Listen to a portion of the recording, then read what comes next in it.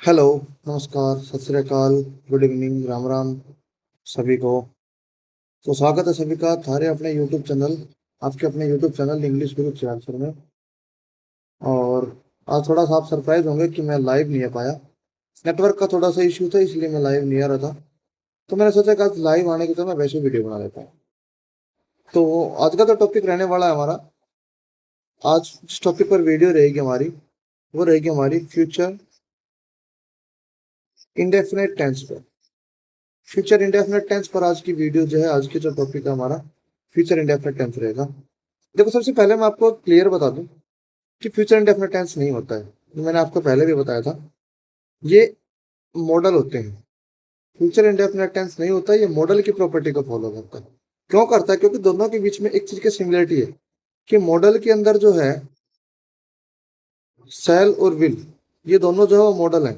और इनके साथ भी वर्ब की फर्स्ट फॉर्म का यूज होता है। और फ्यूचर इंडेफिनेट जो है वो भी ये चीज यूज कर रहा है। तो दोनों के बीच में तो डिफरेंस ही नहीं है। और तो दोनों के बीच में डिफरेंस नहीं है, तो इसको हम क्या कहेंगे? मॉडल कहेंगे। क्योंकि टेंस की अपनी खुद की अलग से प्रॉपर्टी होती है, टेंस की अपनी खुद की अलग हेल्पिंग वर्ब होती है। और इसने जो हेल्पिंग वर्ब उठा रखी है वो सारी की सारी मॉडल्स वाली ले रखी है, इसलिए इनको मॉडल कहा जाता है। लेकिन फिर भी हम इनको टेंसेज के रूप में पढ़ते हैं। तो वो किस किस कंडीशन के अंदर हम इनको टेंसेज के रूप में यूज करेंगे, वो देखने की बात है। तो सबसे पहले मैं आपको बताऊं, हमारी हेल्पिंग वर्ब जो है वो क्या रहेगी? सेल और विल। और वर्ब की फर्स्ट फॉर्म के रूप में हम इसका मेन वर्ब को यूज करेंगे। अब सेल का यूज कहाँ होगा और विल का यूज कहाँ होगा? बहुत आसान सी बात है। देखो, यदि सब्जेक्ट में अपने को आई और वी मिले, यदि अपना सब्जेक्ट जो है वो आई से स्टार्ट हो या वी से स्टार्ट हो, तो उस कंडीशन के अंदर तो हम यूज करेंगे सेल। उस कंडीशन में हमारी हेल्पिंग वर्ब जो है वो क्या रहेगी? सेल रहेगी। और आई और वी के अलावा जितने भी अपने प्रोनाउन बच गए या नाउन बच गया, यू हो चाहे ही हो, सी हो, इट हो, दे हो, या कोई भी नाम आ जाए, या कुछ भी सिंगुलर आ जाए, या कुछ भी प्लूरल आ जाए, तो इस कंडीशन के अंदर जो हमारे जो हेल्पिंग वर्ब रहेगी, वो रहेगी विल। आई और वी जो है वो तो सेल के साथ, सेल के लिए ही, यू, ही, सी, इट, दे, कोई नेम, कोई सिंगुलर या कोई प्लूरल, उसके साथ लगेगा अपना विल लगेगा। अब मॉडर्न इंग्लिश जो है वो क्या कह रही है? मॉडर्न इंग्लिश, मॉडर्न इंग्लिश के अकॉर्डिंग एक नई चीज है। और वो नई जो चीज है वो क्या है? कि सेल का जो यूज है ना, सेल का जो use of shall, use of shall, shall का जो यूज है वो धीरे धीरे करके क्या हो रहा है? वेनिश होता जा रहा है। Use of shall is vanishing day by day. Use of shall is vanishing day by day. यानी कि दिन प्रतिदिन जो है ना, सेल का जो यूज है वो धीरे धीरे करके खत्म होता जा रहा है। मॉडर्न इंग्लिश जो है वो सेल की बजाय विल को प्रेफर कर रहा है। सेल की बजाय विल को ज्यादा प्रेफर कर रहा है।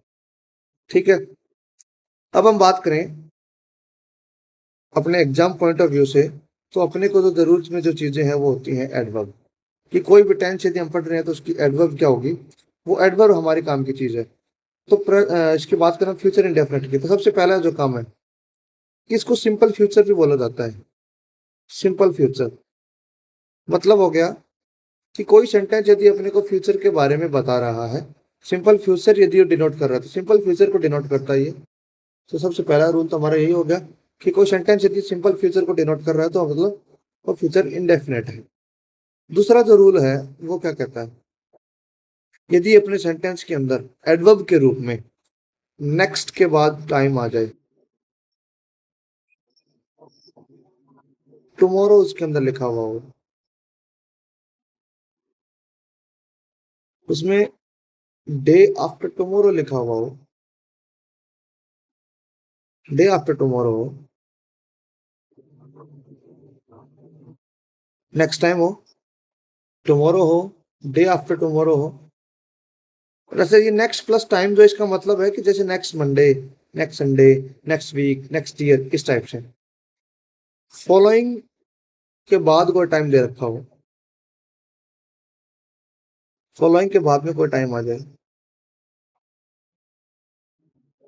सुबह कोई बात कर रहे हैं और तो उसमें हमें अपने को कह रहा है कि टुनाइट, तो ये भी हमारा फ्यूचर इंडेफिनेट में काउंट होगा। मान लो आपको बात कर रहे हैं, मैं सुबह कोई बात कर रहा हूँ और उसमें मैं दी टुनाइट यूज करूंगा तो वो फ्यूचर की बात हो जाएगी। जैसे मैं एक एग्जांपल लिख दूं कि आई ब्लैंक, और गो वर्ब आपको यूज करनी है to market tonight. I blank go to market tonight. अब इसमें टुनाइट वर्ड आ गया। ये जो टुनाइट जो है वो क्या शो कर रहा है, ये टुनाइट जो है वो आपको शो करके बता रहा है कि ये फ्यूचर की बात है, क्योंकि ये बात जो है वो रात को नहीं कही गई, पहले बात कही गई है, रात के बारे में कह रहा है। तो गो आई शैल गो टू मार्केट टुनाइट। ये एक रूल है। और तीसरा जो रूल है वो क्या कहता है, तीसरा रूल कि वही कंडीशनल क्लोज है हमारी, कोई सेंटेंस हमारा इफ से स्टार्ट है, कंडीशनल क्लोज वाले सेंटेंस है, इफ से हमारा कोई सेंटेंस स्टार्ट है, तो इफ के साथ वाले पार्ट के अंदर तो हमेशा अपने को प्रेजेंट इंडेफिनिट लिखा हुआ मिलेगा। जो मैंने प्रेजेंट इंडेफिनिट के अंदर भी मैंने ये रूल करवाया था कि इफ के साथ वाले पार्ट में तो अपने को प्रेजेंट इंडेफिनिट मिलेगा, लेकिन दूसरी जो क्लोज रहेगी उस दूसरी क्लोज के अंदर जो हम यूज करेंगे वो रहेगा हमारा फ्यूचर इंडेफिनिट। इफ के साथ वाले पार्ट के अंदर तो हम प्रेजेंट इंडेफिनिट का यूज करेंगे और दूसरा जो पार्ट रहेगा उसमें हम फ्यूचर इंडेफिनिट का यूज करेंगे। जैसे एक एग्जांपल के तौर पे मैं आपको बताना चाहूँ कि कैसे ये सेंटेंसेस होते हैं कि इफ आई, और गो होगा यहाँ पर टू मार्केट, आई, यहाँ पर बाय वर्ब यूज करना है अपने को, ए बैट, ये हमारा if I blank to market, को वर्ब यूज करनी है, आई ब्लैंक ए बैट और बाय वर्ब यूज करना है इसके अंदर। तो क्या रहेगा देखो, प्रेजेंट इंडेफिनिट अपने को कहाँ यूज करना है, इफ के साथ वाले पार्ट के अंदर। इफ के साथ वाले पार्ट में आई के बाद हम प्रेजेंट इंडेफिनिट का यूज करेंगे, तो हाँ यहाँ पर अफर्मेटिव सेंटेंस है, तो अफर्मेटिव सेंटेंस के अंदर हेल्पिंग वर्ब का यूज तो नहीं होता है, सिर्फ वर्ब का यूज होगा। और आई के साथ तो फर्स्ट फॉर्म में लगेगी, तो if I go to market, if I go to market I blank buy a bat. और दूसरे पार्ट के अंदर अपने को फ्यूचर इंडेफिनिट यूज करना है, और फ्यूचर इंडेफिनिट यदि अपने को यूज करना है तो यहाँ पर आई के साथ तो क्या लगेगा, सेल लग जाएगा, I shall buy a bat. तो if I go to market I shall buy a bat. देखो कि पहला वाला जो पार्ट था इसके अंदर हमने प्रेजेंट इंडेफिनिट का यूज किया और दूसरे पार्ट के अंदर हमने फ्यूचर इंडेफिनिट का यूज किया। तो फ्यूचर इंडेफिनिट के अंदर जो है वो यही रूल है, इन्हीं के अराउंड फ्यूचर इंडेफिनिट जो है अपना रिवॉल्व करता है, घूमता है। तो होप आप सभी को ये वीडियो जो है वो अच्छी लगी होगी। यदि वीडियो अच्छी लगी तो लाइक करें और वीडियो को ज़्यादा से ज़्यादा शेयर करें और चैनल को सब्सक्राइब कर लें। बहुत बहुत धन्यवाद, आप सभी ने वीडियो को देखा। और नए जो यूजर्स हैं जो इस वीडियो को पहली बार देख रहे हैं, जिनको अच्छी लगी ये वीडियो, वो सब्सक्राइब करने के साथ साथ अपने दोस्तों के साथ शेयर जरूर करें। जय हिंद, जय भारत, बहुत बहुत धन्यवाद। Let's learn English easily together. Don't forget to like, share, and subscribe. Thank you so much for watching.